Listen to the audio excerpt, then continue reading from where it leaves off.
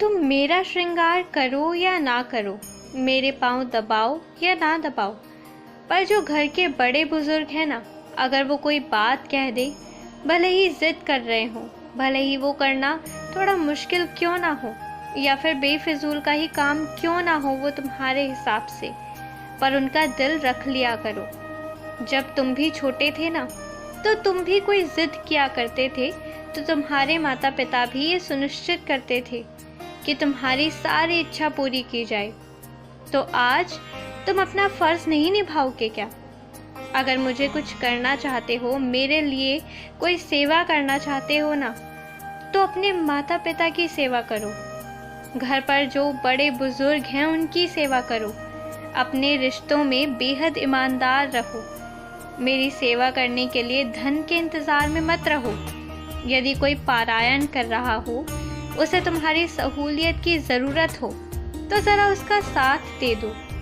मेरी सचरित्र पढ़ना भी मेरी सेवा ही होती है। तुम्हारे पास तो इतने सारे वस्त्र हैं, उसमें से ना जाने कितने ऐसे भी हैं जिन्हें तुम पहनते नहीं हो, तो वो तुम किसी ऐसे को दे आओ ना जिसके तन पर ठीक से कपड़े भी नहीं हैं। और जब रोटियां पकाते हो तो थोड़ी ज़्यादा पका लो। कुछ रोटियां गाय को दे आओ। ये मेरी सेवा है। तब मेरी भूख मिटती है, तब मेरे पाँव के दर्द ठीक होते हैं। तो सेवा इस तरह से किया करो।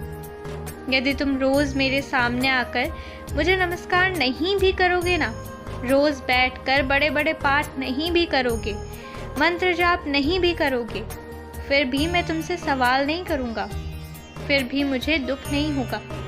लेकिन यदि तुम अपने परिवार के साथ समय व्यतीत नहीं करोगे ना, तो मुझे दुख होगा। तुम काम बहुत करते हो, लगन से करते हो, ये बहुत अच्छी बात है, पर अगर तुम चाहते हो ज़्यादा समय तक तुम अपने काम अच्छे से कर पाओ, तो ये बहुत ज़रूरी है कि उसके बाद थोड़ा सा समय तुम अपने परिवार को दो, और साथ ही साथ अपने मित्रों को भी दो। और अपने मित्रों की मंडली वैसे ही रखना जिनके अंदर तुम्हारे लिए प्यार हो, इज्जत हो, जो तुम्हें आगे बढ़ता हुआ देखना चाहते हो। और जिन लोगों पर तुम्हें हल्का सा भी शक हुआ है ना, वो शक तुम्हारी मर्जी से नहीं आया है, इसलिए उन लोगों को फ़िलहाल के लिए अपनी ज़िंदगी से हटा देना।